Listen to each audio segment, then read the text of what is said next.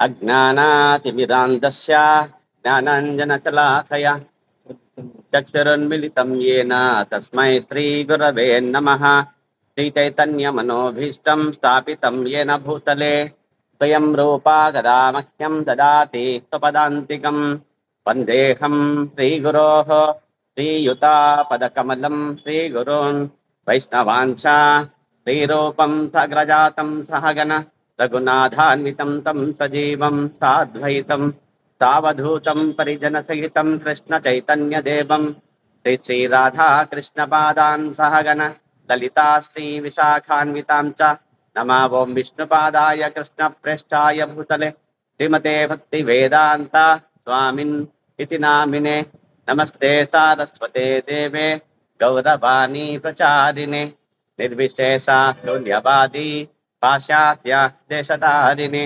नमो महावदन्याय कृष्ण प्रेम प्रदायते कृष्णाय कृष्ण चैतन्य नाम्ने गौर ऋषे नमः। नमो ब्रह्मण्य देवाय गोब्राह्मण हिताय च जगद्धिताय कृष्णाय गोविन्दाय नमो नमः। हे कृष्ण करुणा सिन्धो दीनबन्धो जगत्पते गोपेश गोपिका कान्ता राधा कान्ता नमोऽस्तुते। तप्तकाञ्चन गौराङ्गी राधे वृन्दावनेश्वरी वृषभानुसुते देवी प्रणमामि हरिप्रिये। वाञ्छाकल्पतरुभ्यश्च कृपा सिन्धुभ्य एव च पतितानां पावनेभ्यो वैष्णवेभ्यो नमो नमः। जय श्रीकृष्ण चैतन्य प्रभो नित्यानन्द श्री अद्वैत गदाधरा श्रीवासादिगौर भक्तवृन्द। हरे कृष्णा कृष्ण कृष्णा हरे हरे हरे राम राम राम हरे हरे हरे कृष्णा कृष्ण कृष्ण हरे हरे हरे राम राम राम हरे हरे। नारायणं नमस्कृत्यं नरं चैव नरोत्तमं देवीं सरस्वतीं व्यासं ततो जयमुदीरये। नश्च प्रायेषु अभद्रेषु नित्यं भागवत सेवया भगवती उत्तमश्लोके भक्तिर्भवति नैष्टिकी। मूकं करोति वाचालं पङ्गुं लङ्घयते गिरिं यत्कृपाकृपया वन्दे श्रीगुरुं दीनतारिणं परमानन्दमाधवं శ్రీచైతన్య ఈశ్వరం। హరే కృష్ణ। ఈనాటి నిత్యం భగవత్ సేవయా తరగతికి మరి వైష్ణవులందరికీ ఆన్లైన్ ఆఫ్లైన్ భక్తులందరికీ స్వాగతం సుస్వాగతం। అర్హత లేని నాకు ఈ అవకాశం కల్పించిన పరమ గురువు పరమ పూజ్య శ్రీ జయపతాక స్వామి గురు మహారాజ్ వారికి, వారి గురుదేవులైన పూజ్యశ్రీ పరమ పూజ్యశ్రీ భక్తి వేదాంత స్వామి ప్రభుపాద వారి గారికి, మరియు శిక్షా గురువులైన పూజ్యశ్రీ రూపేశ్వర చైతన్య ప్రభు, పూజ్యశ్రీ వైష్ణవ కృప ప్రభు, పూజ్యశ్రీ రఘునందన్ సేవక్ ప్రభు, పూజ్యశ్రీ జయ గోవింద్ ప్రభు అందరికీ ధన్యవాద ప్రణామాలు। హరే కృష్ణ। శ్రీమద్ భాగవతము షష్ఠ స్కందము 6వ స్కందము అధ్యాయము సంఖ్య 4, అధ్యాయము నామము హంస గుహ్యస్తోత్రము। ఈరోజు 30వ శ్లోకం గురించి చర్చించుకుందాము। యస్మిన్ యతోయేన చ యస్య యస్మై యధ్యో యథా కురుతే కార్యతే చ పరావరేషాం పరమం ప్రాక్ ప్రసిద్ధం తద్బ్రహ్మ తద్ధేతుర అనన్యదేకం। యస్మిన్ చెప్పండి। యస్మిన్ యతః యతః చ యస్య యస్మై యత్ యః యథా కురుతే కార్యతే చ పరా అవరేషం పరమం ప్రాక్ ప్రసిద్ధం తత్ బ్రహ్మ తత్హేతుః అనన్యాత్ ఏకం। యస్మిన్ యతో యేన చ యస్య యస్మై యధ్యో యథా కురుతే కార్యతే చ పరావరేషాం పరమం ప్రాక్ ప్రసిద్ధం తద్బ్రహ్మ తద్ధేతుర అనన్యదేకం। ప్రతిపదార్థం యస్మిన్, కమన్, డోంట్ డూ జప।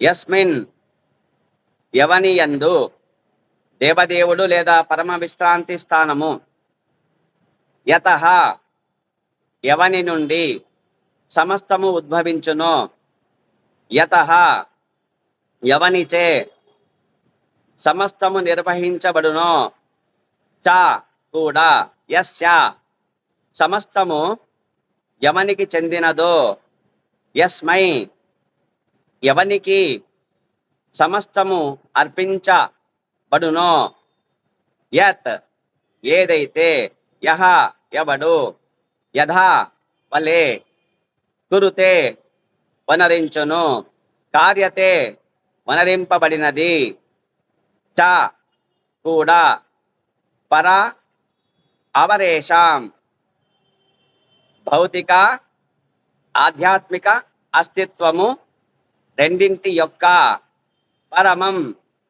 పరమమగు ప్రాక్ మూలము ప్రసిద్ధమైనట్టి తత్ అది బ్రహ్మ పరబ్రహ్మము, తత్ హేతు సర్వకారణ కారణము, అనన్యాత్ అన్యకారణరహితుడు, ఏకం అద్వితీయుడు. భావం చెప్పండి.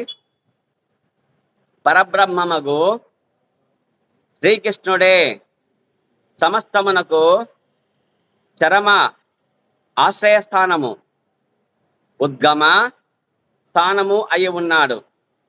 సమస్తము అతని చేతనే వనరింపబడును, సమస్తము అతనికే చెందినది, సమస్తము అతనికే అర్పింపబడునది. చరమ లక్ష్యమన్నచో అతడే కార్యమున వర్తించుచు లేదా ఇతరులను వర్తింపజేయచు అతడే చరమకర్త అయి ఉన్నాడు. ఉన్నత గౌణ కారణములు పెక్కు ఉండవచ్చును, కానీ సర్వకారణ కారణుడైనందున సమస్త కర్మలకు పూర్వమే నెలకొనినట్టి అతడు పరబ్రహ్మముగా తెలియబడినాడు. అద్వితీయుడు, అన్యకారణ రహితుడు అయిన అతనికి ఇవే నా వందనములు.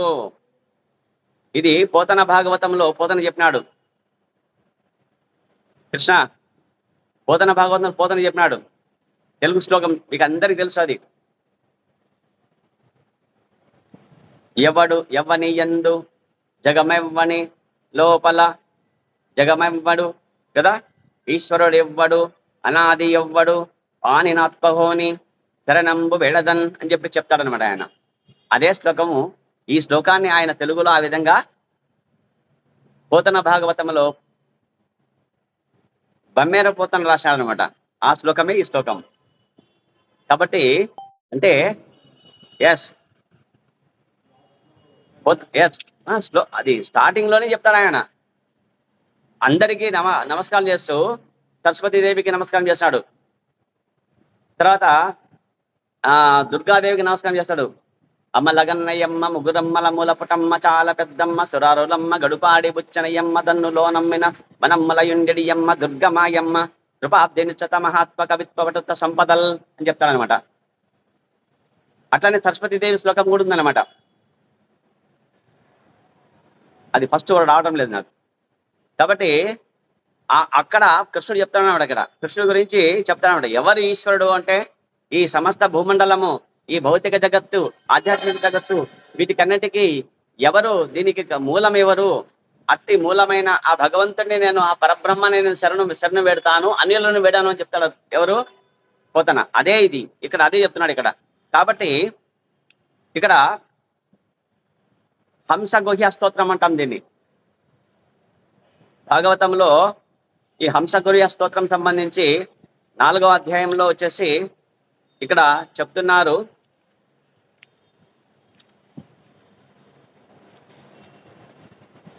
విశ్వం నందుల జీవ సృష్టి గురించి మరింత విస్తారంగా తెలపమని పరీక్షణ్ మహారాజు సుఖదేవ్ గోస్వామిని అడిగినాడు. ఈ విశ్వం నుంచి ఇంకా జీవ సృష్టి గురించి నాకు ఇంకా మీరు చెప్పినారు, ద్వితీయ తృతీయ స్కందాల్లో చెప్పినారు మీరు, కానీ నాకు విస్తారంగా కావాలని చెప్తున్నారు. అప్పుడు సుఖదేవ గోస్వామి ప్రాచీన బర్హి 10 సుతులకు ప్రజల గురించి చెప్తారన్న. వాళ్ళు తపస్సు చేయడము, వాళ్ళు సముద్రంలో ప్రవేశించి మరి తపస్సు చేస్తారన్నమాట 10,000 సంవత్సరాలు. కాబట్టి వాళ్ళు ఆ కలుపు మొక్కలు లాంటి వృక్షాలను అన్ని నశింపజేయాలని చెప్పి చూస్తారనమాట. అప్పుడు వచ్చి శివుడు వాళ్ళకి శివగీతి చెప్తాడు. కాబట్టి ఇక్కడ ఈ అధ్యాయంలో వచ్చేసి సమస్తము భగవంతుడి గురించి, ప్రదేశాల గురించి సంబంధించి, తర్వాత ఒక బ్రహ్మలోచ అని చెప్పేసి ఒక అప్సరస ఉంటుంది. ఆమె వృక్షములకు సంబంధించిన సంతతి అయిన ఒక కుమార్తెను, ఆ ఒక్క కూతుర్ని 10 మంది ప్రజలు పెళ్లి చేసుకోమని చెప్పి చెప్తారనమాట. దానికి అదేది ప్రత్యుపకారంగా అనమాట. మీరు అక్కడ ఆపేయండి, వృక్షాలను నాశనం చేయొద్దండి, అవి జీవులకు ఆహారాలు అవి ఇస్తాయి అవి, కాబట్టి మీరు ఉపయోగించవద్దండి అని చెప్పేసి ఆ విధంగా చేస్తాడనమాట వాళ్ళ గురువు. కాబట్టి ఈ అధ్యాయంలో చెప్తాడనమాట. ఇక్కడ ఈ శ్లోకంలో వచ్చేసి ఇక ప్రభుపాద చెప్తున్నాడు భాష్యము. భాష్యం తెలిపిన భక్తి వేదాంత స్వామి శ్రీల ప్రభుపాద్కి జై. భగవద్గీతలో చెప్పినాడు అహం సర్వస్య ప్రభవ అని శ్లోకం నేను చెప్పినాడు. ఆ శ్లోకం ఎందు చెప్పినట్టు ధృవపరచబడినట్టు శ్రీకృష్ణ భగవానుడు అంటే ఆది కారణుడు. కాబట్టి ఆది కారణం ఎవరంటే శ్రీకృష్ణ భగవానుడు. మరి బ్రహ్మదేవుడు కూడా బ్రహ్మసమితిలో చెప్పాడు కదా, ఈశ్వర పరమః కృష్ణ సచ్చిదానంద విగ్రహ అనాదిరాది గోవింద సర్వకారణ కారణం అని చెప్పాడు. సర్వకారణాల కారణకుడు నివయ్యా అని చెప్తాను అనమాట. అంటే మనము చేసే ప్రతి పనికి కూడా ఎవరు కర్త అంటే ఆయనే. ఎందుకంటే మనమంటే ఎవరు? జీవాత్మలు. ఆయనంటే ఎవరు? పరమాత్మ. కాబట్టి ఇద్దరు ఎక్కడుంటారు? ఒకే చెట్టు కొమ్మ పైన ఉండే 2 పక్షుల మాదిరిగా భగవద్గీతలో ఉంది కదా. కాబట్టి ఇక్కడ హృదయంలో ఉంటారు ఇద్దరు. ఎవరెవరు ఉంటారు? జీవాత్మలు అంటే మేము, పరమాత్మ అంటే కృష్ణుడు, శిరోదక సాయి విష్ణువు. వీళ్ళిద్దరూ కలిసి ఉంటేనే ఆ దేహానికి చైతన్యము, కదలిక. అది పనిచేస్తుంది, అది మాట్లాడుతుంది, అది చూస్తుంది, అది వింటుంది, అది వాసన చూస్తుంది, అది నడుస్తుంది, అది నిద్రపోతుంది, అది చదువుతుంది, అది ఇవన్నీ చేస్తాయి. ఇవి ఇద్దరు బయటికి వెళ్ళిపోతే అది శవం. ఈ దేహం ఎప్పుడు శవం అంటాం దీన్ని? జీవాత్మ పరమాత్మ అయిన చిరుదక సాయి విష్ణువు అయిన ఆ విష్ణువు కదా. మరి తృతీయ పురుషావతారం శ్రీకృష్ణ భగవానుడి యొక్క తర్వాత మనము పరమాత్మాంశలమైన జీవాత్మలు ఇద్దరు ఉన్నప్పుడే ఈ దేహానికి. కాబట్టి మనం ఒక ఆలోచన చేశామంటే దాని వెనకాల ఎవరి చేయింది? ఎవరు కర్త? ఎవరు? మేమా? చెప్తాడనమాట. అహం వైశ్వానరో భూత్వా పచాన్యం కదా. జీవులలో ఉండే జీర్ణం చేసే శక్తి ఎవరంటే నేనే అంటాడు. జఠరాగ్నిగా ఉండి నేను భక్ష భోక్ష లేఖ్య చోక్ష్యములను 4 విధములైన పచనం చేస్తాను అంటే నేను జీర్ణం చేసి శక్తిని ఇస్తాను అంటాడు అనమాట. కాబట్టి ఆయనే మన శక్తి. మనలో ఉండే శక్తి ఎవరు? భగవంతుడు. కాబట్టి మనలో ఉండే జ్ఞానం ఎవరిది? భగవంతుడు. సర్వస్య చాహం హృది సన్నివిష్టో మత్త స్మృతి జ్ఞానమపోహనం చ. మనలో ఉండే జ్ఞాపక శక్తి ఎవరు? ఆయనే. మనలో ఉండే మతిమరపు ఎవరు? ఆయనే. మనలో ఉండే జ్ఞానం ఎవరిది? ఆయనదే. కాబట్టి అన్నీ ఆయనదే. కాబట్టి అది చెప్తాను. కాబట్టి అహం సర్వస్య ప్రభవ అంటే శ్రీకృష్ణ భగవానుడే ఆది కారణుడు. కారణం ఆయనే. కోపం వచ్చి మీరు నన్ను తిట్టాలనుకోండి ఒక మాట, దానికి కారణం ఎవరంటే కృష్ణుడే, మీరు కాదు. అందుకే త్రిగుణమచే నడుపబడు ఈ భౌతిక జగత్తు కూడా అతని చేతనే రచితమైనది. మరి ఇదంతా ఎవరు సృష్టి చేసింది? ఎవరు సృష్టికర్త? ప్రధాన సృష్టికర్త ఎవరంటే మొట్టమొదట ఎవరు దీన్ని రచించినది అంటే ఈ ప్లాన్ ఎవరిది అంటే కృష్ణుడిదే. కనుక ఈ జగత్తుతోనూ అతడు సన్నిహిత సంబంధము కలిగి ఉన్నాడు.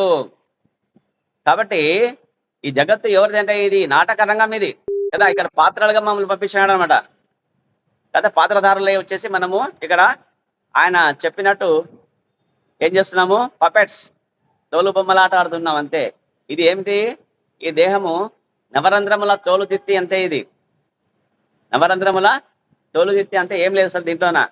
దీనికి ఒక రోగం ఉంది, భవరోగం. ఏమిటి? స్పర్శ రోగం ఒకటి ఉందన్నమాట.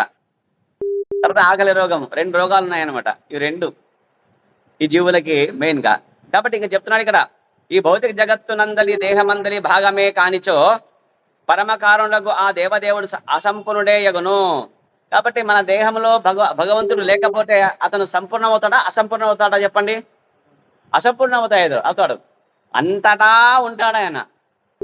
అన్ని జీవుల యందు ఉంటాడు. చీమలో ఉంటాడు, బ్రహ్మదేవులో ఉంటాడు. పిపీలక మొదలు బ్రహ్మదేవుడి వరకు ఉండే ప్రతి జీవులలో, ఈ భౌతిక జగత్తులో ఉండే 14 లోకాల్లో ఉండే 84 లక్షల జీవరాశుల్లో ఉండే హృదయంలో ఉండే పరమాత్మ ఎవరంటే జగన్నాథుడు, శ్రీకృష్ణ భగవానుడు, చిరోదక సాయి విష్ణు అని పిలువబడే కృష్ణ. ఆయన ఉంటే నువ్వు చూస్తావు, ఆయన ఉంటే నువ్వు చూడగలవు, ఆయన ఉంటే నువ్వు వినగలవు, ఆయన ఉంటే నువ్వు తినగలవు. నీ అన్నం జీర్ణం చేసేది నీవా? కాదండి, కృష్ణుడు చెప్పాడు కదా. అందుకే చెప్తానమాట. కాబట్టి ఈ భౌతిక జగత్తు నందలి దేహమందలి భాగమే కానిచో కారుణుడు ఆ దేవదేవుడు అసంపూర్ణుడే యగును. కనుకనే వాసుదేవ సర్వమితి సమహాత్మ సుదుర్లభ అని చెప్పాడనమాట. వాసుదేవ సర్వమితి, ఎవరు అంతిమ పరమ లక్ష్యం మనకి ఎవరంటే దేవాది దేవుడు, వాసుదేవుడు, శ్రీకృష్ణ భగవానుడు అంతే. మనకు పరమ ప్రభు ఎవరు? మనము భక్తులు కావాలా? ఎవరు సర్వమితి? లిమిట్ ఎక్కడికి? అంతం ఎక్కడి కదా. మరి పరిధి ఎవరు అంటే ఆయనే. కాబట్టి ఆ విధంగా వచ్చేసి భగవానుడే వాసుదేవ సర్వమితి సమాత్మ సుదుర్లభ అని చెప్పాడనమాట. కాబట్టి వాసుదేవుడే సమస్త కారణమునకు ఆది కారణుడని మనుజుడు ఎరుగగలిగినచో పరిపూర్ణుడగు మహాత్ముడగునని చెప్పబడినది. ఎవరు మహాత్ముడు అంటే మాతాజీ, ఎవరు మహాత్ముడు అంటే ఎవరైతే శ్రీకృష్ణ భగవానుడు పరమకారణుడు, ఆ దేవాది దేవుడు, ఆది పురుషుడు అనే జ్ఞానం ఎవరైతే కలిగి ఉంటారో వాళ్ళే మహాత్ముడు అంతే, వేరెవరు కారు. వాసుదేవ సర్వమితి, వాసుదేవ సర్వమితి స మహాత్మా సుదుర్లభ. ఈ జ్ఞానం కలిగిన వాళ్ళు మహాత్ములు. వీళ్ళు చాలా దుర్లభులు, అంటే చాలా తక్కువగా ఉంటారు. కోటాను కోట్లలో ఒకరుంటారు. ఈ జ్ఞానం రావడానికి అందరికి రాదు ఇది. కాబట్టి బ్రహ్మ సంహితలో ఇట్లు ప్రకటించబడినది. ఇప్పుడే చెప్తున్నాం కదా, ఇది చెప్తున్నాడు ప్రభుపాదులు చెప్తున్నాడు. చూడండి 5వ అధ్యాయము 1వ శ్లోకములో, ఈశ్వర పరమః కృష్ణ సచ్చిదానంద విగ్రహ అనాదిరాది గోవింద సర్వకారణ కారణం. దీన్ని చెప్తున్నాడు ప్రభుపాదులు చెప్తున్నా. అక్కడ గోవిందునిగా తెలియబడు శ్రీకృష్ణుడే పరమ నియామకుడు. కాబట్టి గోవిందుడు అంటే ఎవరు? కృష్ణుడే. ఏం కృష్ణ? కృష్ణుడికి గోవిందుడు అనే పేరు ఎవరు ఇచ్చినారు? చెప్పుకున్నాం కదా, భక్త ప్రహ్లాద సమ్మర్ క్యాంపులో గోవర్ధనగిరి ఎత్తినాడా? ఇంద్రుడు ఓడిపోయినాడని చెప్పేసి వచ్చి కాళ్ళు పట్టుకొని క్షమించు నాయనని చెప్పేసి అప్పుడు గోవింద పట్టాభిషేకం చేసినాడా లేదా? కదా. సురభి మాతని పిలిచి ఆవుతోన అభిషేకం, పాలుతోన అభిషేకం కృష్ణుడికి పోసి కాళ్ళు కడిగి, నాయన క్షమించు, తప్పయింది, నేను తెలియక బృందావనానికి నాశనం చేసి సంవర్తక మేఘాలను పంపించినాను. ప్రళయకాలంలో వచ్చి స్తంభ వర్షం కురిపించే సంవర్తక మేఘాలు పంపించేసి మీ పట్ల నేను ఎంతో అన్యాయంగా ప్రవర్తించినాను, అధర్మంగా ప్రవర్తించినాను. కాబట్టి నా తప్పులు క్షమించు, నేను భ్రమలో పడిపోయి మిమ్మల్ని కాంచలేకపోయినాను, మీరే దేవాది దేవుడు అని చెప్పేసి అప్పుడు గోవిందుడు, మీరు గోవులకు ఇంద్రియములకు మీరు ఆనందాన్ని కల్పించినారు. మీరు ప్రళయం లాంటి స్థితి నేను కల్పించినప్పటికీ మీరు అధిగమింపజేసినారు, మీరే దేవాది దేవుడు అని చెప్పేసి అప్పుడు ఆయనకి గోవింద అని చెప్పేసి కృష్ణుడికి అప్పటి నుంచి పిలుస్తారు. కాబట్టి గోవిందుడు అంటే ఎవరు? ఈ కథ చెప్పిన పిల్లకాయలకి నేను, అవునా కదా, భక్త ప్రాణాలలో విన్నావా లేదా కథ నువ్వు? ఇది Krishna recall it. Okay. Govardhanagiri లీల. ఆ విధంగా వచ్చేసి పరబ్రహ్మము ఏంటంటే గోవిందుడు అంటే శ్రీకృష్ణుడు. ఈ గోవిందుడుగా తెలియబడు శ్రీకృష్ణుడే పరమ నియామకుడు. పరమ నియామకుడు అంటే ఎవరు? అన్ని ఒక్కొక్క లోకానికి ఒక పాలకులు ఉంటారు. ఈ లోక పాలకులు కూడా నియమించేవాడు. ఎవరు చెప్పినట్టు వినాలో వీళ్ళు కృష్ణుడు చెప్పినట్టు వింటారు. కాబట్టి వాళ్ళు కూడా నియమించే శక్తి మరి అధికారం ఎవరికి ఉందంటే కేవలం కృష్ణుడికే ఉంది. కాబట్టి కృష్ణుడిని పరమ నియామకుడుగా చెబుతారు. అందుకే చెప్తున్నాడు ఇక్కడ ప్రభుపాదుడు, సచ్చిదానంద విగ్రహుడు. సత్ చిత్ ఆనందం. సత్ అంటే సత్యము, చిత్ అంటే జ్ఞానము, ఆనందం అంటే ఆనందమే. కాబట్టి సత్యము, జ్ఞానము, ఆనందము ఎవరంటే ఆ విగ్రహం ఎవరిదంటే భగవానుడిది. పరమ సత్యం ఎవరంటే ఆయనే. మిగతా వాళ్ళు సత్యమా?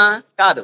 ఎందుకంటే ఇది ఈ భౌతిక జగత్తులో ఎవరైతే ఉంటే 33 కోట్ల దేవీ దేవతలు, మనతో పాటు ఉండే 33 కోట్ల 84 లక్షల జీవరాశులు, 33 కోట్ల దేవీ దేవతలు, 14 లోకాలులో ఉండే ప్రతి ఒక్కరును ఎవరంటే వీళ్ళంతా లయమైపోయినప్పుడు, ఈ ప్రళయం అంతా వచ్చేసి అంతా లయమైపోయినప్పుడు వీళ్ళంతా ఒక మహావిష్ణువు యొక్క దేహంలోకి వెళ్ళిపోతారు. ఇది అశాశ్వతం. ఇది భౌతిక జగత్తు అశాశ్వతము, దుఃఖాలయము, అంధకార బంధురము అని చెప్పుకున్నాం కదా. కాబట్టి అశాశ్వతం ఇది. కాబట్టి సత్యమా? ఇది కాదు. ఇది పరమ సత్యం ఎవరంటే, సత్యం అంటే ఎవరు? భగవానుడు. కాబట్టి సత్ సత్యము, చిత్ జ్ఞానము, ఆనంద ఆనందము, సచ్చిత్ ఆనంద విగ్రహం ఆయన భగవానుడిది, కృష్ణుడిది. అందుకే ఆయన విగ్రహాన్ని చూస్తే ఎప్పుడు, ఆయనను చూస్తే ఎప్పుడు చూస్తూ ఉండాలనిపిస్తుంది అనమాట. శ్రీరామచంద్రుడిని దశరథ మహారాజు కొడుకుని ఇట్లా కన్నార్పకుండా చూస్తూనే ఉంటాట ఆయన అందాన్ని. ఆహా, ఎంత పరమ పురుషుడే ఆయన, ఎంత అందంగా ఉన్నాడు. తెలుసు ఆయన భగవంతుడే ఆయన అని చెప్పేసి ఆయనకి. కాబట్టి కృష్ణుడు కూడా అంతే. గోపికలంతా కన్నార్పకుండా చూసేవాళ్ళంట. అంటే గోపికలు అంటే ఎవరు? గోపబాలు ఉంటారు కదా. కృష్ణుడితో పాటు చిన్న పిల్లలు ఉంటారు కదా, గోవులు కాసిపోయేటప్పుడు వాళ్ళ అమ్మ వాళ్ళు ఉంటారు కదా, వాళ్ళు కూడా వాళ్ళంతా అమ్మ వాళ్ళు అనమాట, గోపమ్మలు. వాళ్ళు కూడా కృష్ణుని, ఆహా ఈ కృష్ణుడు ఇంత అందంగా ఉన్నాడు, నా కడుపున ఎందుకు పుట్టలేదు ఈ కృష్ణుడు నుంచి భావించాడు. గోవులు కూడా అంతేనట. 9 లక్షల గోవులు కదా, గోవులు కూడా అనేయంట, నాకు నా లేగదూడలాగా కృష్ణుడు ఎందుకు పుట్టలేదు అని చెప్పేసి అవి కూడా పాపం బాధపడామంట. అందుకే ఆ లీల ఉంది కదా మాతాజీ ఒకటి, ఏది బ్రహ్మ విమోచన లీల సమయంలో వచ్చేసి వారి కోరికలు తీర్చినాడు. బ్రహ్మదేవుడు వచ్చేసి వీళ్ళందరినీ మాయం చేసేసినాడు కదా, సత్యలోకంలో కట్టేసినాడు. అప్పుడు అందరూ లేరు, ఇంకా గోవులు లేవు, గోపబాలురు లేరు. కాబట్టి తనే విస్తరించినాడు. అంతే, విస్తరించేసి గోవులుగా మారినాడు, చిన్న లేగదూడలుగా మారినాడు, గోపబాలురుగా మారినాడు. మళ్ళీ ఏమాత్రం వాళ్ళ అమ్మలకి అనుమానం లేకుండా, ఏమాత్రం మాటలో కూడా ఎత్తి వెంట్రుక వాసంతా వ్యత్యాసం కూడా లేకుండా పూర్తిగా, ఎందుకంటే ఆయన భగవంతుడు కదా మాతది. కాబట్టి ఆయనకు సాధ్యం కాదు ఏదని చెప్పండి. ఆ విధంగా విస్తరించిపోయి వెళ్ళిపోతే ఆ గోవులు ఉన్నాయి కదా, గోవులు ఆహా లేగదూడ ఎంత బాగుంది అంటే తన బిడ్డ అని అనుకుంది. కానీ యాక్చువల్గా ఏంటి, కృష్ణుడికి ఏ విధంగా అయితే ప్రేమతో ఎక్కువ పాలిచ్చేదో ఆ గోవు ఆ లేగదూడికి అంత ఎక్కువ ప్రేమతో చూసుకునేదంట. అంతకుముందు మాతాజీలు ఏ గోపమ్మలు ఉన్నా కదా, కొడుకు పైన ఎక్కువ ప్రేమ చూపించేవాళ్ళు కాదంట, కృష్ణుడి పైన ఎక్కువ ఆలోచన చేసేవాళ్ళంట. ఇప్పుడు కృష్ణుడు వాళ్ళ రూపంలో వచ్చేటప్పటికి ఎక్కువ ప్రేమ చూపిస్తున్నాడు తమ బిడ్డల పైన. కృష్ణుడి పైన ఆలోచన పోయిందంటే ఇప్పుడు వాళ్ళ బిడ్డల పైన చూస్తున్నాడు. ఎందుకంటే కృష్ణుడే ఆయన వాళ్ళ పిల్లలు కదా, వాళ్ళ పిల్లలుగా వచ్చాడు. కాబట్టి ఆ విధంగా వచ్చేసి సమస్త కారణములకు పరమ కారణములైనందున అనాది అయిన వాడు. కాబట్టి సమస్త కార్యములకు ఎవరు పరమ కారణం అంటే భగవానుడు. కాబట్టి ఆయన అన్నిటా ఉంటాడు, అందరికీ కారణుడు ఉంటాడు. కాబట్టి పరబ్రహ్మము తద్బ్రహ్మ సర్వకారణ కారణుడు. తద్బ్రహ్మ అంటే ఏమిటి? సర్వకారణ కారణుడు, అన్య కారణము రహితుడు. అనాదిరాది గోవింద సర్వకారణ కారణం. శ్రీ గోవిందుడే శ్రీకృష్ణుడు సమస్త కారణములకు ఆది కారణుడు. గోవిందునిగా తన ప్రకటమునకు అన్య కారణము లేనివాడు. మరి మనకైతే ఈ దేహం తీసుకోవడానికి మనకు కారణాలు ఉంటాయి.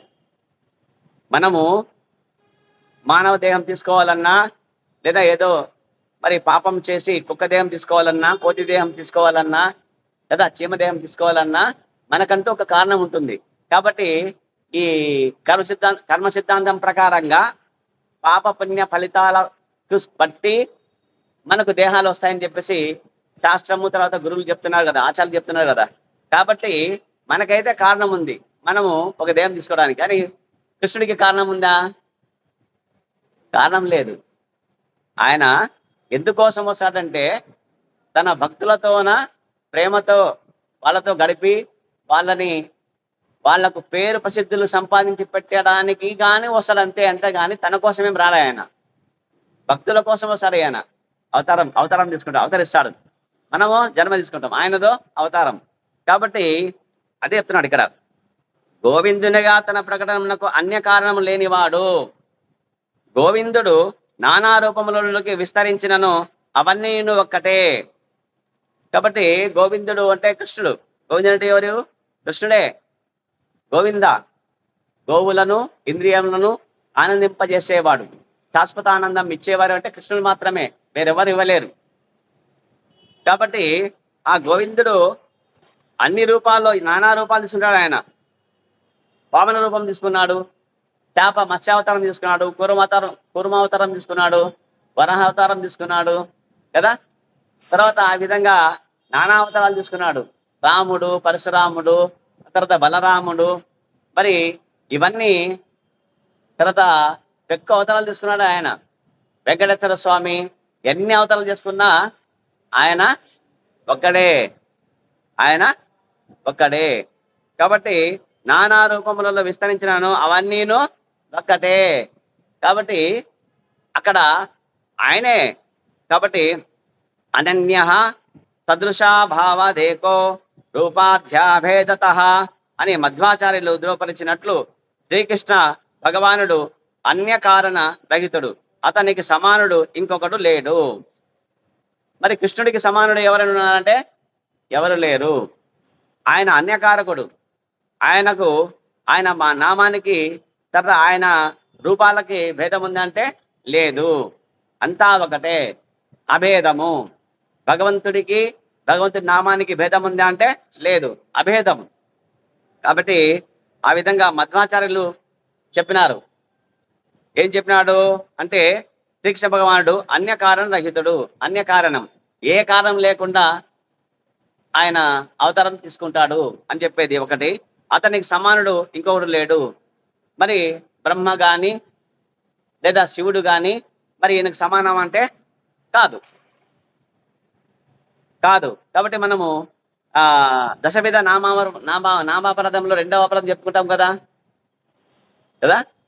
రెండవ అపరాధం ఏమవుతుంది? శివుడు బ్రహ్మ విష్ణువుతో సమానము గాని లేదా అధికులని గాని భావించుట అపరాధము. అక్కడ చెప్పినాడు అనమాట. వైష్ణవాపరాధం అది. ఆ వైష్ణవాపరాధములో రెండవ అపరాధం. అటువంటి అపరాధం చేసిన వాళ్ళకి భక్తి నశిస్తుందంట. ఏం నశిస్తుంది? భక్తి నశిస్తుందంట. కాబట్టి చేసుకున్న భక్తి యొక్క భక్తి అంతా ఏమవుతుంది? బూడిదలో పోసిన పన్నీరు లాగా అవుతుందంట. కాబట్టి అటువంటి అపరాధం చేయకూడదు. కాబట్టి అతనికి సమానుడు ఇంకొకడు లేడు. కాబట్టి కృష్ణుడికి సమానుడు ఉన్నాడంటే ఎవరు లేరు. స్వాంశలు విభిన్నాంశములుగా నెలకొని ఇండు అతని వివిధ నామములు అతనికి అభిన్నములే కనుక ఆ దేవదేవుడు ఏకమై ఉన్నాడు. స్వాంశ అంటే కృష్ణుడు విష్ణువుగా మనకు భాగవతంలో కారణోదక సాయి విష్ణువు, గర్భోదక సాయి విష్ణువు, శిరోదక సాయి విష్ణువు అని చెప్పేసి విష్ణువులుగా ఉన్నారు. ఇది స్వాంశలు. ఇవన్నీ మూడు పురుషావతారములు అంటారనమాట.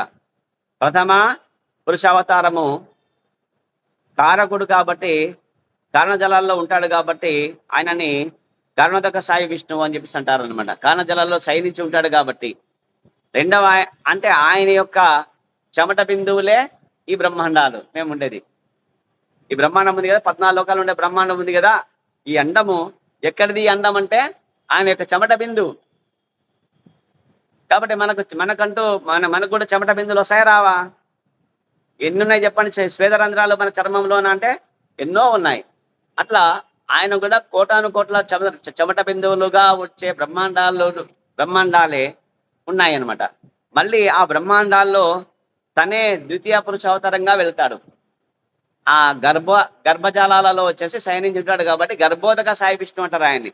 గర్భజలాలు ఫస్ట్ ఏమో కారణ జలాలలో ఉంటాడు ఆయన, ఉంటాడు కాబట్టి కారణోదక సాయి విష్ణు అంటారు. గర్భజలాలు ఉంటాడు అంటే ఎవరి నాభిలో నుంచి, గర్భములో ఉండే నాభిలో నుండి కమలం వచ్చేసి బ్రహ్మ ఉద్భవిస్తాడో ఆయన గర్భోదక సాయి విష్ణువు, గర్భజలాల్లో ఉండే విష్ణువు. ఆ బ్రహ్మాండములో ఒక్కొక్క బ్రహ్మాండములో ఒకరు ఆయనే విస్తరిస్తాడనమాట. ఎన్ని కోట్లు ఉంటే అన్ని కోట్లు విష్ణువులుగా వెళ్తాడు, గర్భోదక సాయి విష్ణువుగా వెళ్తాడు. ఈ గర్భోదక సాయి విష్ణువు యొక్క గర్భం నుంచి నాభి కమలములో బ్రహ్మదేవుడు స్వయంభూ ఉద్భవించినాక, స్వయంభూ ఆయన కదా, బ్రహ్మదేవుడు స్వయంభూ అంటారు. ఉద్భవించినాక నేను ఎవరిని అనుకుంటే ఎక్కడ చూసినా గాలి మాత్రమే, పెద్ద సముద్రం, అదే కారణజలాలు ఉంటాయి, ఇది గర్భోదక జలాలు ఉంటాయి, గాలి మాత్రమే ఉంటుంది, అంత చీకటి ఉంటుంది, ఏం కనబడదు. నేను ఎవరిని అనుకుంటాడు. అప్పుడు మొత్తం అంతా తామర్తుడు పై నుంచి కింద వరకు వస్తాడనమాట. ఆయనకి నాభి కనబడదు, ఎందుకంటే ఆ విశాలమైన నాభి ఎంత విశాలమైనదో అంత విశాలమైనది, కనిపించినంత విశాలంగా ఉండేది.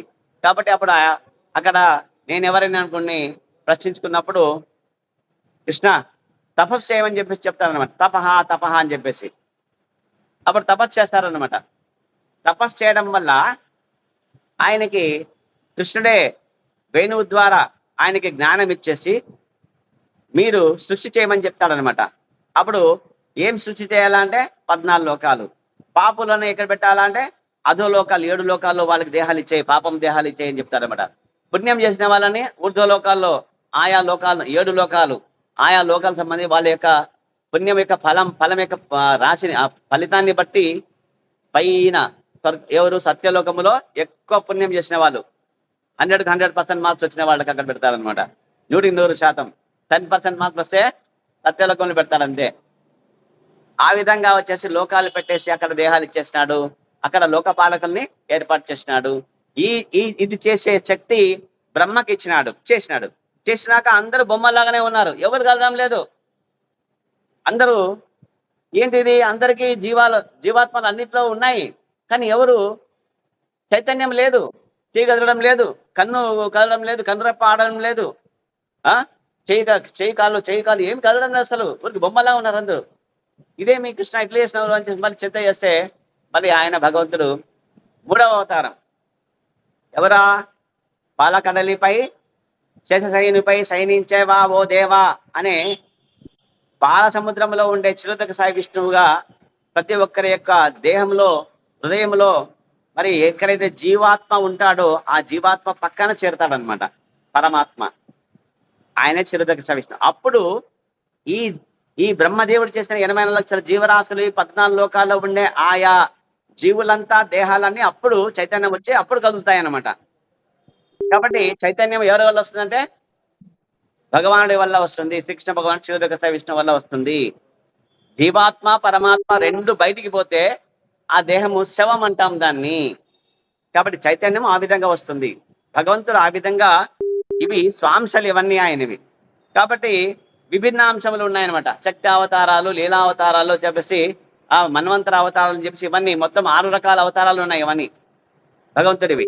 ఇవన్నీ మరొకసారి చెప్పుకుందాం. కాబట్టి ఇవన్నీ వేరు వేరైనప్పటికీ అవన్నీ భగవంతుడి యొక్క అంశాలే కాబట్టి అభిన్నములు కావు అని చెప్పేసి ఇక్కడ అభిన్నములే కనుక అభిన్నములు అని చెప్పేసి అంటాడు. కాబట్టి దేవుడు ఏకమై ఉన్నాడు, దేవదేవుడు ఏకమై ఉన్నాడు, ఒకే ఒక్కడు దేవదేవుడు అని చెప్పినాడు. ఇక రెండవది 37వ శ్లోకం చూడండి. అనంత దివ్య గుణ సంపన్నుడగు సర్వవ్యాపి భగవానునకు నా వందనములు. నానా రకములకు భావములను ప్రకటించునట్టి తత్వవేత్తల హృదయ కుహరము నుండి వర్తించుచు అతడు వారు తమలో తాము కొన్ని మార్లు ఏకీభవించుచు మరికొన్ని మార్లు విభేదించుచు తమ ఆత్మలను పరుచునట్లుగా చేయును. ఆ విధముగా వారు ఒక నిర్ణయమునకు రాలేనట్టి స్థితిని అతడు ఈ భౌతిక జగత్తులో సృష్టించును. అట్టి దేవదేవునకు నా నమస్కారములు. చూడండి, ఇక్కడ భాష్యము చెప్తున్నాడు. 31వ శ్లోకం భాష్యం చెప్తున్నాడు ప్రభుపాదులు. అనంతకాలం నుండి లేదా ఈ భౌతిక జగత్తు సృష్టింపబడిన నాటి నుండి బద్ధ జీవులు పలు తాత్విక కల్పనా సంగములను ఏర్పరిచి ఉన్నారు. అంటే ఏంటి? అనంతకాలం అంటే ఎప్పుడంటే ఈ భౌతిక జగత్తు సృష్టి ఎప్పుడు జరిగింది? అప్పటి నుంచి. ఎప్పుడు జరిగిందంటే 12 కోట్ల సంవత్సరాలు అయింది. ఇప్పుడు మనం ఉండేది అంటే ఈ మన్వంతరంలోన 12 కోట్ల సంవత్సరాలు అయిపోయింది అనమాట. 4వ అధ్యాయంలో ఉంది అనమాట కాలం. ఎన్ని కోట్ల సంవత్సరాలు? 12 కోట్ల సంవత్సరాలు అయింది. కాబట్టి ఈ 12 కోట్ల సంవత్సరాలు ఎప్పుడైతే స్టార్ట్ అంటే అంతకు ముందు కూడా సృష్టి ఉంది, కానీ ఇప్పుడు మళ్ళీ ఆ బ్రహ్మాండము ఆ విష్ణువు యొక్క దేహంలో నుంచి బయటకు వచ్చినాడు. మళ్ళీ ఆ బయటకు వచ్చినప్పుడు ఆయన మరి ఉచ్ఛ్వాసం అంటే ఏమి అంటాడు, నిశ్వాసం అంటే ఏమి అని వదిలేస్తాడు. ఇట్లా వదిలినప్పుడు బయటకు వస్తున్నాడు ఈ బ్రహ్మాండం. ఆ వదిలినప్పుడు బయటకు వచ్చి ఇప్పుడు వదిలి ఈ మనం ఉండే బ్రహ్మాండం ఆయన వదిలి ఎంతకాలం అయిందంటే 12 కోట్ల సంవత్సరాలు. ఎన్ని కోట్లు? 12 కోట్ల సంవత్సరాలు అయిందనమాట ఆయన శ్వాస వదిలి బయటకు వచ్చి మనం. కాబట్టి అతని అనంతకాలం అంటే ఈ భౌతిక జగత్ సృష్టింపబడిన నాటి నుండి బద్ధ జీవులు పలు తాత్విక కల్పనా సంఘములను ఏర్పరిచి ఉన్నారు. బద్ధ జీవులు అంటే ఏమి? త్రిగుణాలకు బందీ అయిన వాళ్ళు అన్నమాట. సత్వ రజో తమో గుణాలకు బందీ అయిన వాళ్ళని బద్ధ జీవులు అంటారు అనమాట. అంతే, బందీలు వాళ్ళు, బంధింపబడిన వాళ్ళు బద్ధ జీవుడు. బంధితుడు కాబట్టి కర్మబంధంలో చిక్కుకుంటాడు. గుణాలను బట్టి కర్మలు చేస్తాడు కాబట్టి కర్మబంధంలో చిక్కుకుంటాడు. ఆ విధంగా చిక్కుబడి కట్టివేయబడ్డాడు కాబట్టి బద్ధ జీవుడు అవుతాడు. కాబట్టి వాళ్ళు ఏం చేస్తారంటే పలు తాత్విక కల్పనా సంగములను ఏర్పరిచి ఉన్నారు. తత్వము ఉంటుంది కానీ కల్పనతో ఉంటుంది. అది అంటే మానసిక కల్పనతో చేసుకుని ఉంటారు. సరైన తత్వం లేదు ఇక్కడ. సరైన తత్వం అంటే ఎవరంటే శ్రీకృష్ణ భగవానుడు, దేవాది దేవుడు అనేది సరైన తత్వం. ఆ తత్వాన్ని వదిలేసి వాళ్ళకు నచ్చిన వేరే కాల్పనికం అంటే ఏమి మానసిక కల్పన అంటే ఊహ చేసుకొని అటువంటి వేరే సంఘాలు ఏర్పరచుకున్నారని చెప్తాడు. ఇప్పుడు మనం చూసుకున్నాం కదా, క్రైస్తవ సంఘము, మహమ్మదీయ సంఘము లాంటివి అనమాట. అటువంటి కానీ భక్తులు ఆ విధంగా కాదు. కానీ భక్తులు అట్లా కాదు అని చెప్తున్నాడు. కాబట్టి సృష్టి, పోషణము, విలయము విషయమున అభక్తులు నానా రకములకు అభిప్రాయములను కలిగి ఉందురు కనుక వారిలో ప్రతివాదులు ఉందురు. ఇప్పుడు చూడండి, ఇక్కడ తత్వం సంబంధించి కల్పనా సంఘాలు అనమాట. అందులో ఏం సంఘాలు అంటే వాదులు ప్రతివాదులు వాదం చేస్తారనమాట. అట్లా కాదు, మరి నా అభిప్రాయం ప్రకారం వచ్చేసి భగవంతుడు మరి ఇట్లా సృష్టి చేసినాడు, ఈ విధంగా ఉంది, అది అట్లా కాదు అని చెప్పేసి వాదించేవాళ్ళు అనమాట. దాన్ని మళ్ళీ అది కాదు అని చెప్పేసి ఇంకో విధంగా చెప్పేవాళ్ళు ప్రతివాదులు. కాబట్టి ప్రతివాదులు ఉందరు అని చెప్తున్నాడు. కాబట్టి మునులు లేదా కల్పనాపరులు పలువురు కలరని మహాభారతం నంతరి ఈ క్రింది వాక్యము ద్వారా విదితమగును. కాబట్టి మునులు ఉన్నారు. తర్వాత వీళ్ళు కల్పనాపరులు, వీళ్ళని ఏమంటారు? మునులు ఏం చేస్తారంటే కల్పన పరులు అంటే వాళ్ళ తత్వాన్ని పట్టేసి వాళ్ళ మనసులో ఏదో ఒక తత్వాన్ని ఏర్పాటు చేసుకొని వాళ్ళు మరి భగవంతుని కాకుండా వేరే వాళ్ళని ధ్యానించడము, ఉపాసించడము, యజ్ఞయాగాదులు చేయడము, మరి నేను బ్రహ్మజ్యోతులు లీనమని వెళ్తాను అని చెప్పేవడము, ఇటువంటి వాళ్ళని ఏమంటారంటే మునులు అని చెప్పేసి అంటారు. అంటే మీ లీనం కావడం అనేది కల్పనం కదా. మరి ఇక్కడ కింద చెప్తాడు, కల్పనా పరులు ఇతర కల్పనా పరులతో విభేదించే తీరుదురు. అంటే ఒక్కొక్కరు, ఇప్పుడు నేను ఒక విధంగా ఆలోచిస్తున్నప్పుడు మీరు ఒక విధంగా ఆలోచించినప్పుడు మనం ఇద్దరు ఏం చేస్తాం? మనము వాదాలు చేసుకుంటాం అనమాట. నాది కరెక్టు అని చెప్పేసి, నీది కరెక్ట్ కాదు, నాది కరెక్టు, ఇది ఈ విధంగా. కాబట్టి విభేదించి తీరుతారు అని చెప్పేసి ప్రభుపాదులు చెప్తున్నారు ఇక్కడ. ప్రభుపాదులు అంటే ఇది భాగవతంలో మహాభారతంలో ఉందన్నమాట. ఇది ఎక్కడుంది? మహాభారతంలో ఉంటుంది మా వాక్యం అంటే ఇది. కాబట్టి లేనిచో పరమ కారణములు కనుగొన్న విషయమున ఇన్ని విరోధి వర్గములు ఎందులకైతే ఎరగను. కాబట్టి పరమ కారణం ఎవరు అనే విషయం తెలుసుకోలేనట్టి మార్గములలో చాలా మంది వేరు వేరు మార్గాలు అన్వేషిస్తుంటారు. కాబట్టి మునులు, జ్ఞానులు వీళ్ళంతా వచ్చేసి పరమ సత్యం ఎవరు అనేది కనుక్కోలేకపోతున్నారు అని చెప్పి ఇక్కడ చెప్తున్నాడు. కాబట్టి తత్వం అంటే ఏంటంటే చెప్తున్నాడు ఇక్కడ, తత్వం అనగా పరమ కారణంను కనుగొనుటయ్యా అని భావము. తత్వం అంటే ఏమి? పరమ కారణం ఎవరు, ఇదే తత్వం అంటే. పరమ కారణం ఎవరు అంటే శ్రీకృష్ణ భగవానుడు. మరి ఇది మనకు తెలుసా? ఇది తెలిసే అయిపోయింది, పాస్ అయినట్టుగా మనం అంతే. లేదా దాని తత్వాలు, నా తత్వం వేరు, నీ తత్వం వేరు, మేము వేరు, మీరు వేరు అని చెప్పేసి, మా ధర్మం వేరు, మీ ధర్మం వేరు అని చెప్పేసి ఇవన్నీ అనుకుంటారనమాట. వేరే వేరే విధంగా వచ్చేసి తత్వాలు ఎవరికి వారు, ఎవరి మనోభావాలు, కల్పన అంటే మనోభావాలు అంటే కల్పనలే కదా అవన్నీ, ఆ విధంగా చేసుకుంటున్నారని చెప్పేసి ఇక్కడ ప్రభుపాదులు చెప్తున్నారు అన్నమాట. కాబట్టి అధాతో బ్రహ్మ జిజ్ఞాస అని వేదాంత సూత్రము తెలిపినట్లుగా చరమ కారణమును తెలుసుకొనుటయే మానవ జన్మ ఉద్దేశించబడినది. చూడండి, మానవ జన్మ యొక్క ఉద్దేశం ఏంటంటే అధాతో బ్రహ్మ జిజ్ఞాస. నేను ఎవరిని, నేను ఎక్కడి నుంచి వచ్చాను, నేను ఎవరి వాడిది, మళ్ళీ నేను ఎవరి దగ్గరికి వెళ్ళాలి, నా తండ్రి ఎవరు, దీన్నే అధాతో బ్రహ్మ జిజ్ఞాస అనేది. కాబట్టి అధాతో బ్రహ్మ జిజ్ఞాస అనే వేదాంత సూత్రములో తెలిపినట్లుగా పరమ కారణమును తెలుసుకున్నట్టే మానవ జన్మ ఉద్దేశం. పరమ కారణం ఎవరు? ఏదో కారణం లేకుండా మనం పని చేయం కదా. మరి ఏదో కారణం లేకుండా మనకు ఈ దేహం రాదు కదా.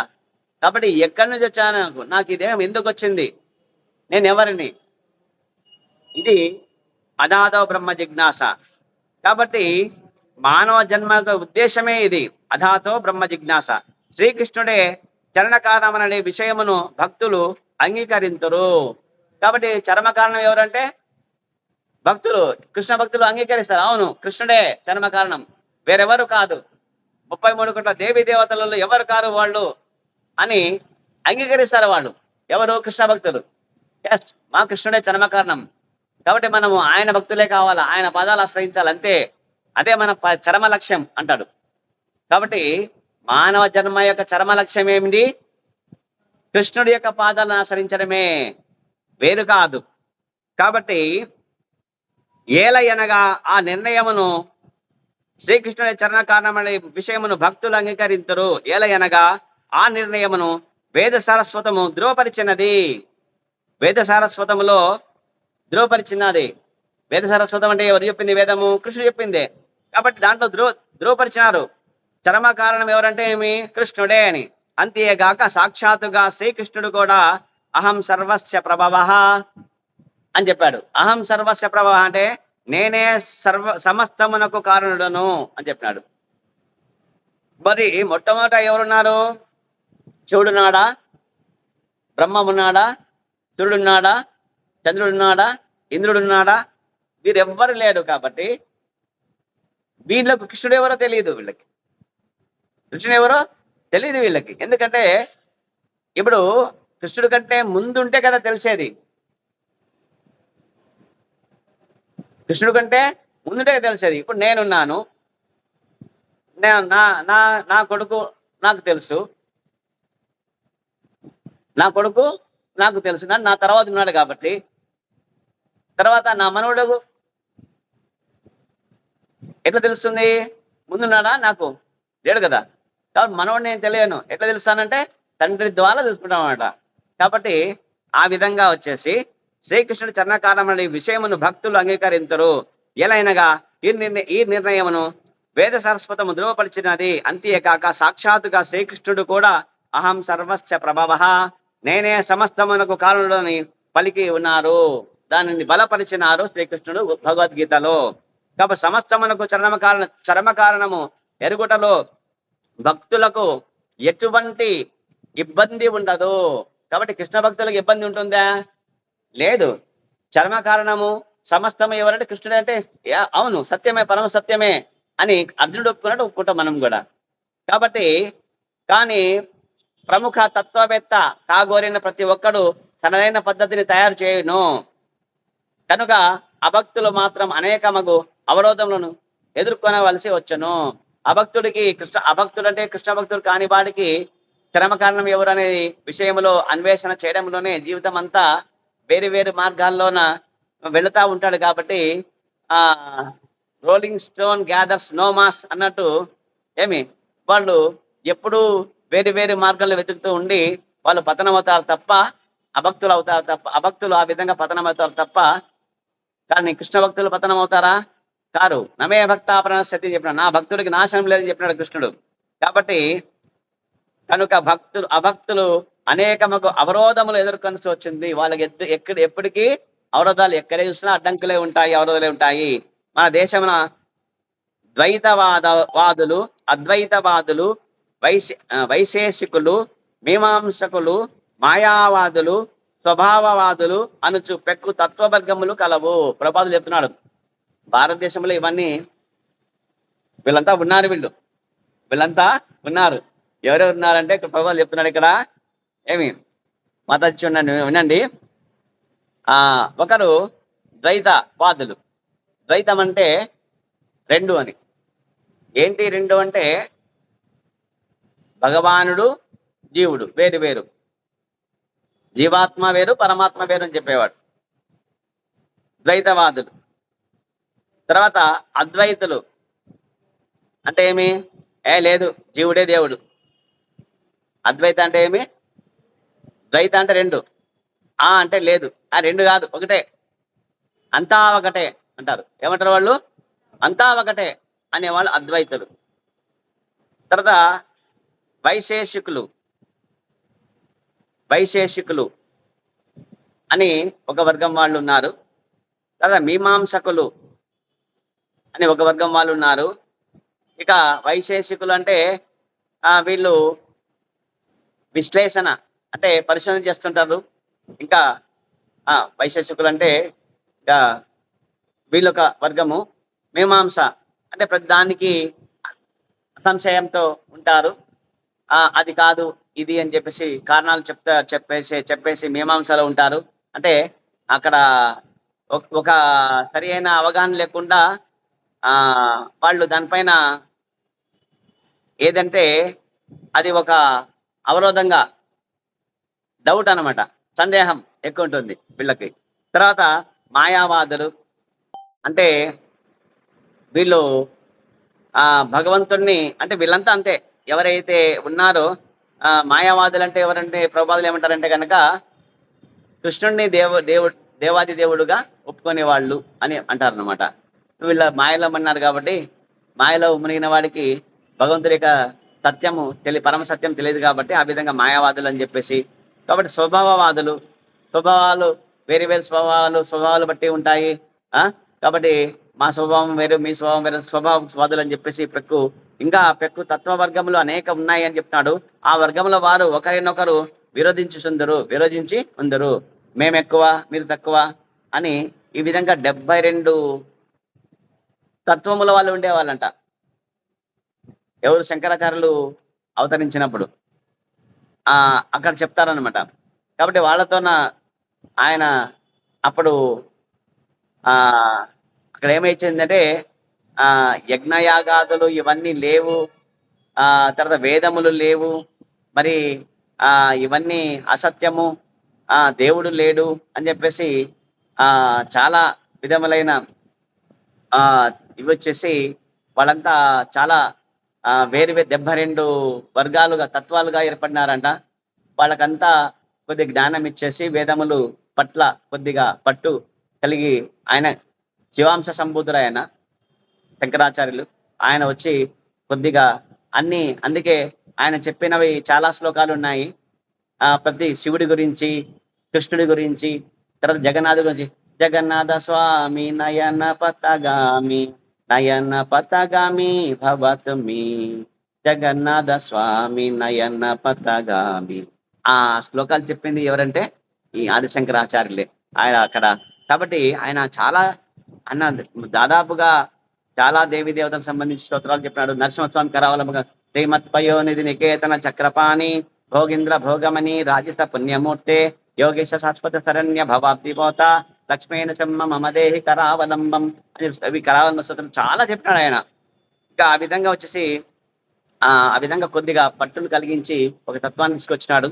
మరి ఆయనది అద్వైతమైనప్పటికీ అప్పటి ఆ కాలాన్ని బట్టి కొద్దిగా కాలంలో కొద్దిగా మార్పు తీసుకోవడానికి ఆ విధంగా సర్వకారణ కాలం భగవంతుడి కాబట్టి ఆ వారిని ఆ విధంగా పంపినాడు. అదే విధంగా పాశ్చాత్య దేశములందును సృష్టి, జీవము, పోషణము, లయమును గూర్చి భిన్నాభిప్రాయములు కలిగిన పలువురు తత్వవేత్తలు కలరు. చాలా మంది సృష్టి ఎట్లా వచ్చిందంటే డార్విన్ నా సిద్ధాంతం ఏంటంటే కోతి నుంచి వచ్చినాడు మనిషి అంటాడు.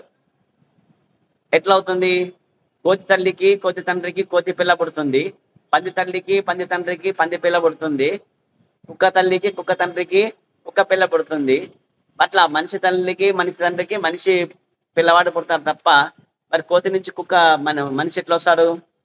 ఇట్లా తప్పుడు అభిప్రాయాలు సిద్ధాంతాలు ఉన్నాయి సృష్టికి సంబంధించి అని చెప్పేసి ఇక్కడ చెప్తున్నాడు. ఇదొక ఉదాహరణ. కాబట్టి ఒకరికొకరు విరోధించుకొనొచ్చు తత్వవేత్తలు ప్రపంచమంతటను అసంఖ్యాకములుగా ఉన్నారనుట నిస్సందేహము విషయము. కాబట్టి ప్రపంచంలో ఎందుకంటే మనుషులు 4 లక్షల మనుష్యానం చతుర్లక్షతి అని చెప్పినారు కదా, రకములు 4 లక్షల రకాల మానవులు ఉంటారు. కాబట్టి వేరే వేరే తత్వాల్లో ఉండి వేరే వేరేగా ఉంటారని చెప్తారు. కాబట్టి తత్వగమ్యము ఒకటే అయినచో ఇందరు తత్వవేత్తలు ఎందుకున్నారని ఎవరైనా ప్రశ్నించవచ్చును. నిశ్చయంగా చరమ కారణము పరబ్రహ్మమే. చరమ కారణం అయితే పరబ్రహ్మమే. దీనిని గూర్చి అర్జునుడు శ్రీకృష్ణుడితో ఇట్లు పలికాను. భగవద్గీత 10వ అధ్యాయము 12వ శ్లోకము. పరం బ్రహ్మ పరం ధామం పవిత్రం పరమం భవాన్ పురుషం శాశ్వతం దివ్యం ఆదిదేవమజం విభం. పరం బ్రహ్మ పరం ధామ పవిత్రం పరమం భవాన్ పురుషం శాశ్వతం దివ్యం ఆదిదేవమజం విభం అనే శ్లోకం చెప్పినాడు. నీవు పరమ బ్రహ్మమువు, పరబ్రహ్మమువు, పరంధాముడువు. ఎవరు చెప్పినారంటే అర్జునుడు చెప్తాడనమాట, కృష్ణుడు చెప్తాడనమాట. కాబట్టి నీవు పరబ్రహ్మము అన్నాడు కృష్ణుడితోన. పరంధాముడవు నీవు, పవిత్రుడవు నీవు, పరతత్వము మీరే, దివ్యుడవు మీరే, ఆది పురుషుడవు మీరే, పుట్టుక లేనివాడవు మీరే, పరమ సుందరుడు మీవే అని చెప్పేసి నీవే నీవే నీవే అని అర్జునుడు కృష్ణుడితో చెప్పినది శ్లోకం ఇది. కానీ అభక్తులు చరమ కారణమును అంగీకరింపరు. ఇది చరమ కారణమే ఇది, కానీ దీన్ని అంగీకరింపరు. ఎందుకంటే వాడు భక్తుడు కాదు, అభక్తుడు. కాబట్టి వారిలో కొందరికి ఆత్మను గూర్చి ఏదో అస్పష్టమైన అవగాహన ఉన్నప్పటికీ మొత్తము మీద ఆత్మను గూర్చి దాని కర్మలను గూర్చి తెలియక విమోహితులై ఉన్న కారణమున పెక్కు వివాదములు చెలరేగుచుండును. కాబట్టి నాదెక్కువ, నేను పెద్ద గొప్పవాణ్ణి, నేను ఏకవేది, నేను ద్వివేది, నేను త్రివేది, నేను చతుర్వేది, నేను అన్ని వేదాలు చదివాను, నేను ఎక్కువ, నేను చెప్పేది సత్యము, నువ్వు చెప్పేది వేరు అని మరి ఎవరైతే పరమ సత్యం కృష్ణుడు అని చెప్పేసి అంగీకరించిన వాళ్ళంతా ఈ విధంగా ఒకరికొకరు గొడవలు పడుతుంటారు, వాదోపవాదాలు చేసుకుంటూ ఉంటారు అని చెప్పి ఇక్కడ చెప్తున్నాడు. అందువలన ఆ తాత్విక కల్పనాపరులు ఎన్నడూను ఒక నిర్ణయంలోకి రాజాలరు. వస్తారా అంటే రారు. కాబట్టి వారందరూ దేవదేవుని ఎడ అసూయగ్రస్తులే. వాళ్ళందరూ ఎవరు అంటే దేవదేవుడు కృష్ణుడి పట్ల అసూయ ఉంటుంది వాళ్ళకి. కాబట్టి అసూయపరులు కనబడతాడా కృష్ణుడు? కనబడ్డు. అసూయ లేనట్టి కృష్ణుడు అంటే అసూయ లేనట్టి అర్జునుడు లాంటి అసూయ లేదు అర్జునుడు కాబట్టి, అసూయ లేని అర్జునుడు కాబట్టి ఆయన కనిపించినాడు, ఆయనకి వెంట ఉన్నాడు, మిత్రుడుగా అన్ని చేసినాడు. కాబట్టి అసూయ లేనివప్పుడు మాత్రమే మనకు కృష్ణుడు మన దగ్గర వస్తాడు. కాబట్టి ఈ విషయమును శ్రీకృష్ణుడే భగవద్గీత 16వ అధ్యాయము 19-20 శ్లోకములు ఇట్లు చెప్పబడినాడు. తానహం ద్విషతః క్రూరాన్ సంసారేషు నరాధమాన్ క్షిపామ్యజస్రమ శుభాన్ అసురే స్వేషయోనిషు ఆసురిం యోని మాపన్న మూఢా జన్మని మామ ప్రాప్యైవ కౌంతేయ తథో యాన్యాధమాం గతిం. అసూయ గలవారును క్రూరులను అగు నరాధములను వివిధ అసుర జన్మల నుండి సంసార సాగరమున నేను శాశ్వతముగా పడదొరయుదును. కాబట్టి అసూయ ఉంటే అసురులుగా జన్మను ఇప్పిస్తాడు కృష్ణుడు. హరి బోల్. కాబట్టి అసుర యోనుల ఎందే మరల జన్మించి వారు అట్టి వారులు నన్నెన్నడను పొందజాలక క్రమముగా అతి హేయమైన జన్మలకు పతనం చెందుదరు, వాళ్ళు పడిపోతారు, పతనం చెందిపోతారనమాట. అసూయ వల్ల ఈ విధంగా భగవంతుడి దూరం అయిపోయి కోటాను కోట్ల జన్మలు ఎత్తేసి ఆ అశ్రయోనుల్లో పుట్టేసి వాళ్ళు కష్టాన్ని అనుభవిస్తారు నాయన అని చెప్పేసి ఇక్కడ అర్జునుడు చెప్తున్నాడు అనమాట. తర్వాత దేవదేవుని ఎడగల ద్వేషము వలన అభక్తులు జన్మ జన్మాంతరములు అసురీయనుల ఎందే జన్మించరు. కాబట్టి భగవంతుడు కృష్ణుడి పైన ద్వేషం ఉండేవాళ్ళు రాక్షస యోనులు జన్మిస్తారని చెప్పి ఇక్కడ చెప్తున్నాడు. వారు మహాపరాధులు, వాళ్ళు మహా అపరాధులు, మామూలు అపరాధులు కాదు. ఆ అపరాధముల కారణంలోనే భగవానుడు వారికి సదా మోహగ్రస్త స్థితి అందుంచును. కాబట్టి అదొక మోహం అది. కాబట్టి మోహంలో పడేస్తాడు కృష్ణుడు వాళ్ళని. అసూయ కల వారిని మోహంలో పడేస్తాడు, అంతే.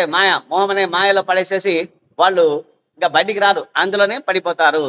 కుర్వంతి చైషాం ముహురాత్మ మోహం అని చెప్పినాడు. మోహం అనేది ఎటువంటిదంటే భగవంతుడు ఉద్దేశపూర్వముగా వారిని తమస్సు, ఆత్మమోహం, తమస్సు అంటే ఏమి? చీకటి, ఆత్మమోహం, ఆ మోహంలో పడే ఆత్మని ఉంచేసి ఆ విధంగా వాళ్ళని పంపించేశాడు అంటాడు. కాబట్టి పరమ ప్రామాణికుడు పరాశరుడు అంటే వ్యాసుడి యొక్క ఈ భాగవతము, భగవద్గీత, తర్వాత పురాణం రాసిన వ్యాసుడు కదా, వాళ్ళ తండ్రి పేరు ఎవరంటే పరాశరుడు. ఆయన చెప్పినాడు అనమాట భగవంతుని గురించి. ఏం చెప్పినాడంటే జ్ఞాన శక్తిర్ బలైరేశ్వర వీర్య తేజసాంస్య శేషతః భగవచ్చాద్భావాచ్యాని వినా హేతుర్గుణ అదిభిః.